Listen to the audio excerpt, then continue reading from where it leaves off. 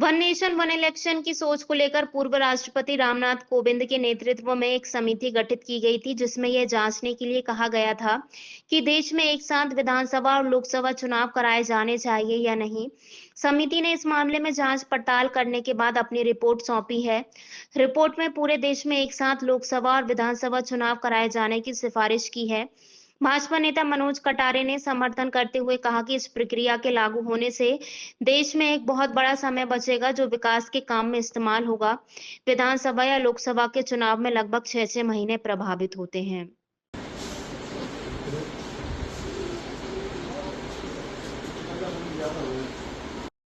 ऐसा जो संसद में जो पास हुआ है, भाजपा ने समर्थन किया है एक देश एक इलेक्शन का, इसके बारे में आपको क्या कहना है? देखिए, एक देश एक election, one nation one election जो कंसेप्ट है, यह वास्तव में हिंदुस्तान की एक बहुत बड़ी आवश्यकता थी। 140 करोड़ की आबादी का हमारा देश है और 35, 32, 33 राज्यों वाला हमारा देश है।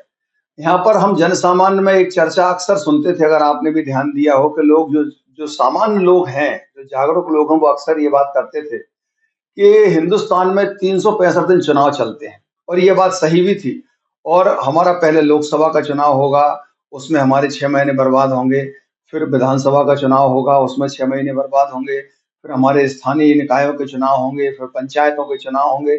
इस तरह से वास्तव में हमारे देश में लगातार चुनाव पूरे समय चलता रहता था, जिसके कारण हमारे कानून व्यवस्था बहुत प्रभावित होती थी, हमारे विकास कार्य बहुत प्रभावित होते थे, हमारे सारे सरकारी अमला जो है वो चुनाव में लगा रहता था।